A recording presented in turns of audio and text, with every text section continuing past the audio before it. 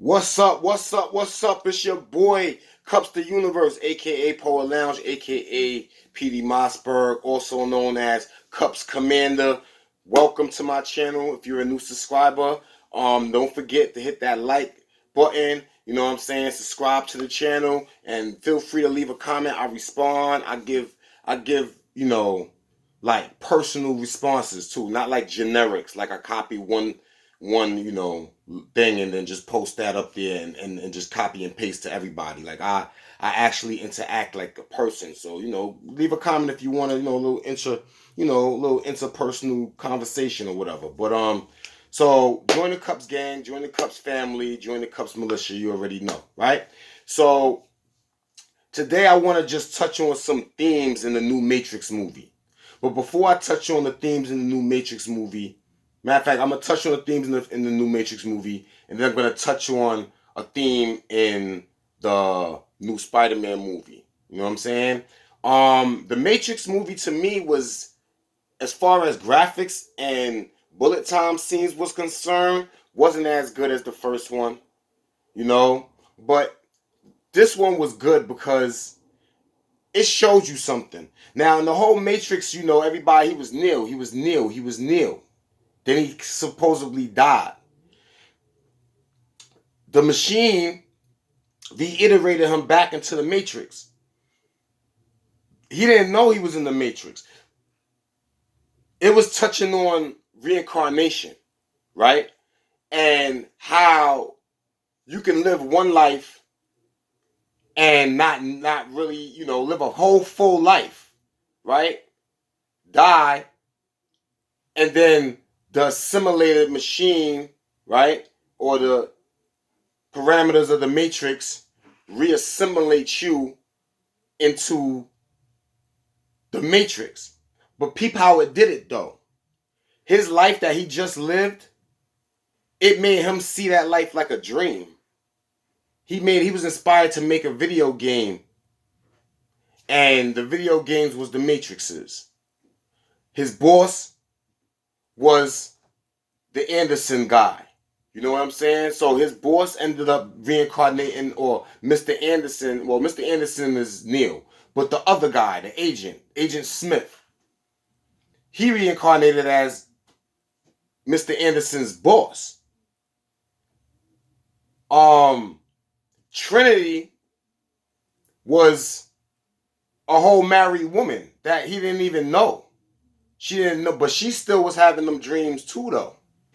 You see what I'm saying? That deja vu, right? Now, he knew something about it. Like he felt it, And I want you to check this out, because it's like, reincarnation is something that a lot of people don't really consider or break down fully, because past lives and past lives. But the Matrix, it showed how the same people that you lived one lifetime with can come around and be completely different people in your next lifetime. It just completely showed that. So it shows how he had a problem with his boss, right? Like his boss had a urge to like shoot at him. Like his boss, was like, he didn't know why, but he knew why. Like, and here's another thing. They were saying things from their past life. They was blurting out certain stuff that came from their past life. So for a person that lived a past life to be in a future life, if he can remember certain sayings that close ones said to him, certain ideas, certain shows of affection, right? With certain, because that also happened in the Wonder Woman movie when her boyfriend that died in that plane in the first Wonder Woman came back to life with the wishes, and he was in a different body, and she didn't know who he was until he gave her the watch, and he said a certain phrase, and it was like, why'd you say that phrase? Why'd you say that phrase? You feel what I'm saying? So that also shows you too, because Jesus Christ, when he arose or ascended off the cross, in the Bible he comes back to his descendants, to his followers. They couldn't recognize him because he wasn't in the same body. You see what I'm saying? So that part of the Matrix is fire. Like, you know what I'm saying? Then it also shows you how the descendants of certain people carry the spirit of their elder. Like the black guy that was the computer guy from one of the other Matrixes. The guy from the Best Man, the little dorky guy that left his girlfriend for the stripper girl. He was like, his son was doing his job, but when they showed him, it was like a picture of his father over his son. It was kind of crazy. It was almost like his son was his father, but it wasn't his father. It was a different version. Like, so that also shows you how your ancestors ride on your aura. Like, they can live in your aura. You know what I'm saying? Another interesting thing I seen about the Matrix, and I'm gonna try to speed this up now. The bots. The human beings was bots. You know what I'm saying? And a lot of the human beings, they was living regular lives, but when the machine, instead of the agents taking over them, because the agents were still doing that, but like the Matrix had control of the people. Because in one part of the movie, they just locked down the protocol of the Matrix. Right now, if you ain't see the Matrix, do not watch this until after you see the Matrix. But if you don't care about a spoiler, then you know what I'm saying. But this is definitely a spoiler alert. All the whole city was coming after them. You see how their eyes changed with the code of the Matrix? Now, in reality, the government has been working on, and I don't know if people seen this, they had a microchip that they put inside of a cat that they had in a jar with another cat. And before they put the chip in the cat, they made the cat glow in the dark. Like they did some to the DNA and the cat was glowing in the dark. But they put the chip in the cat and the cat was chilling with the other cat in the box and they just relaxing, regular cat stuff, right? When them scientists hit the button and turned on the chip, that cat just like hissed up, the fur on his back stood up and it started hissing uncontrollably, like it wanted to fight the other cat for no reason instantly. And then after a little bit, they just pushed the button again and then the cat just instantly calmed down and started licking itself. So, and then, the multi-billionaires, they working on something, the Neuralink, right? And that stuff is another thing about the implant in your brain. You see what I'm saying? So that also shows you how they want to take regular people and control them. Look at this pandemic. This pandemic is like the primitive form of that because the pandemic is turning people against each other. Like they can turn vaccinated people against unvaccinated people, right? With a commercial or with a news story, and instantly, just like in the movie, the people around you turn into bots. Now, here's another thing: the program and handlers. The handlers in this movie were people that was around Neil, that was around Trinity, Trinity's kids, Trinity's husband, Neil's best friend, right? The dude that was the actual observer or the analyst of the whole Matrix, like he was like the runner of the Matrix at that time. He was also a character in Neil's life that was also trying to pull him back. Now, if you remember the Truman Show that I did when I was analyzing that, it was something similar where everybody was in on keeping that one person. So yeah, so in that sense, the people that was with them was holding them back, and in the end of the movie, if you seen the Matrix movie, at the end of the movie, you would see that the dude tried to bully Neo into staying into the Matrix. Like, yo, I'll kill Trinity because I know that's who you love, and basically, if you don't come back to the Matrix, and Neo and Trinity, he always trying to save her life. But when Trinity came in and started talking to Neo, when they made this agreement to see if she makes her choice, because if you pay attention to the movie, she still needed free will. They still needed her free will to free her from the Matrix. And her code was reading happy in the Matrix. You see what I'm saying? So they couldn't just unplug her from the Matrix right away. And, so basically, it goes to show you that the handlers are parts of the matrix. They're regular people that sit there to keep you in a certain state, to keep you away from the person that you're meant to be with, to keep you from a certain job, to keep you from being your greatest self. You know, you should have just seen it. I just had an example of that, but it's neither here nor there, right?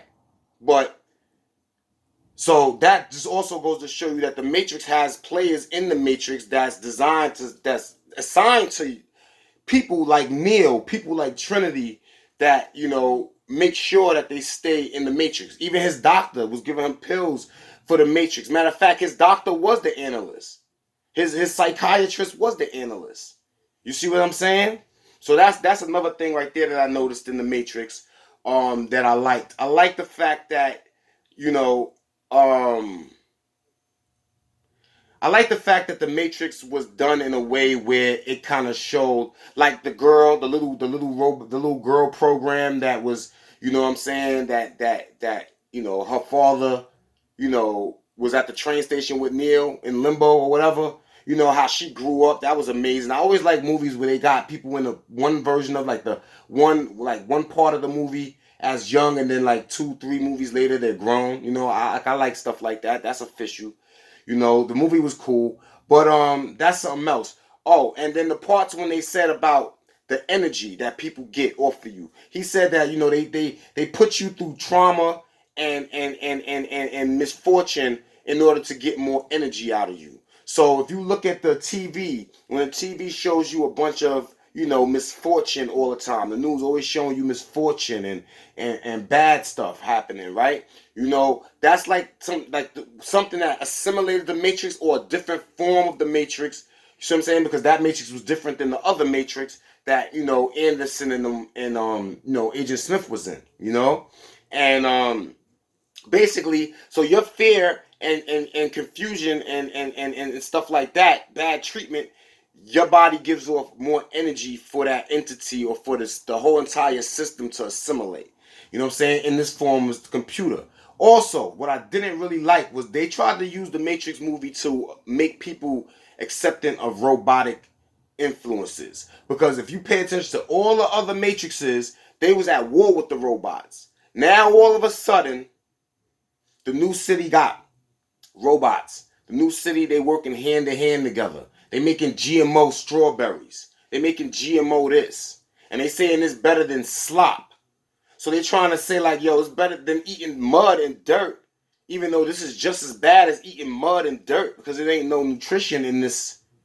But at least it looked like a strawberry and it tastes like a strawberry. So they was also trying to promote GMO foods for survival, even though they don't put nothing healthy in it. You see what I'm saying? Also the part where he said you created, like he created Morpheus and he created Agent Smith, like as a form to wake himself up. You ever think about this? People always look at their problems like it's an obstacle. But what if your problems and your blessings are combined to make you who you are? Like everything in this totality is supposed to make you who you are. But what happens, I believe, is people take their misfortunes and turn it into a grudge. Some people hold grudges for lifetimes. You see what I'm saying? So, you know, in that aspect, whether you make a person as your nemesis or you make another person as your mentor, in life, in the matrix that you create, in the reality that you ultimately create, because in this matrix, in this reality, you are the computer. You make up the parameters of your matrix. In their matrix, they was just living in somebody else's parameter. You see what I'm saying? Now, mind you, the matrix was actually real world, and then nuclear bombs and all that crazy nonsense, I think, and it cloud, you know, blocked the sun out. And then that world became destroyed, so the people went to live in the earth, and the robots had the other humans in this simulation pod. You see what I'm saying? So overall, the Matrix to me was like a subliminals about reincarnation, subliminals about destinies, about choice, right? how choice is an illusion. Because you already ultimately know what you're going to do. Even if you don't know what you're going to do. You're going to do what you're going to do. You know what I'm saying? So, like, when that energy, when you say like that, I know it sounds weird. It's like knowing what you're supposed to do before you even get there. You know what I'm saying? Kind of like that. You know, the deja vu thing is a reminder that you've been here. They try to say that the Matrix get glitches when it does the deja vu, but you know, maybe it did. Maybe something enters the Matrix or not. In real life, you get deja vu, so maybe it correlates. You know what I'm saying? But overall, I like the messages in that movie. You know what I'm saying? I'm pretty sure it was more themes in there. I just watched it last night, so I didn't really get all the themes, but you know, it is what it is. And yeah, and then in the Spider-Man movie, I found it crazy that, you know, the theme in there was like you can't tamper with the events of time. Because once everybody knew he was Spider-Man, he was alright. He just had to deal with people knowing who he was. You know what I'm saying? He was alright. So he went to Doctor Strange and he was like, yo, I want people to forget. But he kept trying to figure out which people he didn't want to forget. And then the spell went crazy or whatever. And then it brought different people that knew who he was from different realities. That was ill, right? It brought the other two Spider-Mans from those realities also there with him, right? But what I'm saying is, he had a choice to send them back home immediately. Doctor Strange was working on it. He was like, yo, we're going to send them back home immediately. Bow. Spider-Man got into it with Doctor Strange, little, fight scene or whatever, but not crazy. Not like they was fighting to hurt each other. They was just trying to get the spell box. Spider-Man ends up getting the spell box. What I find ill is when Doctor Strange pushed his astral form, his spirit, his energy out of his body, and Spider-Man was looking at his body, hovering over it. When Doctor Strange tried to grab the box from Spider-Man's body, which was supposed to be still, it was moving. Like his spider reflex, the body moves on its own. You see what I'm saying? You don't have to think to make the body move once the body moves in its natural, in its natural nature, But he chose to save those people. He said, yo, I'm going to heal Dr. Octopus. I'm going to heal, the Lizard Man. I'm going to heal this electric dude, right? I'm going to heal the Sandman, right? And in doing that, the Green Goblin, which was playing like a double agent kind of situation, ended up killing Spider-Man's aunt. Now, what I find crazy is that, one, because he wanted to help a group of people, because remember, all those villains that came from that dimension, they died in those movies. So, except for the Sandman. But, it's like because they died and then you saved them, and when you sent them back to their dimension, they wasn't going to die because they didn't even have the powers that caused them to be menaces. Then, you see what I'm saying? Like the universe and the multiverse took his aunt. And then all three Spider-Mans lost somebody. When you put all three Spider-Mans together, they lost their whole family. They lost the Ben dude, Uncle Ben. The other one lost Mary Jane. She died in his world. And then this Spider-Man, which was the no way home or whatever, he lost his aunt. So sometimes when you want to if a person has a time machine, when they call themselves trying, and if you pay attention to all the Flash TV series, Flash always was trying to go back in time to save his mom or his aunt or his mom from that other speedster guy.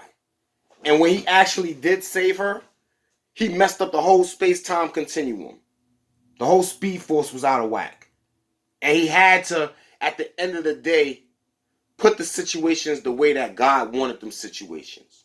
Because him playing God, he was able to go into the past and save her, but he wasn't able to foresee everything else that was going to happen, especially with things that he doesn't even know about. So that's my little analysis of the Matrix movie and of the Spider-Man No Way Home. Pardon me, I apologize if you may hear somebody talking in the background. I I don't know why somebody thought I was going through some issues in here. I'm just doing my YouTube video. You never did that before. Now all of a sudden that's what it was. So it's cool. I had to, I had to put the pause on it and I had to bring it back. So hopefully it still sounds good. I'm not gonna edit it. I'm gonna leave it like this, but hopefully it's good bread. And so like I said, make sure you hit that like button. Make sure you subscribe. Make sure you leave a comment. We can interact. We can chat. You pick my brain. I pick yours. You know what I'm saying? Let's work as a community. And much love, much blessings. Happy holidays to everybody that celebrate the holidays. See, when you know the truth about things, it kind of ruins things for you. But I'm not gonna ruin things for people that's not as awoke or don't know. So happy holidays to everybody. Happy year of the new whatever that people was the majority is looking into right now and hoping for. You know what I'm saying? And once again, it's your boy, Cups the Universe, Cups Commander, Poet Lounge, PD Mossberg. You already know, more of those things in one. And yeah, man, holla at your boy when you get a chance. And one love.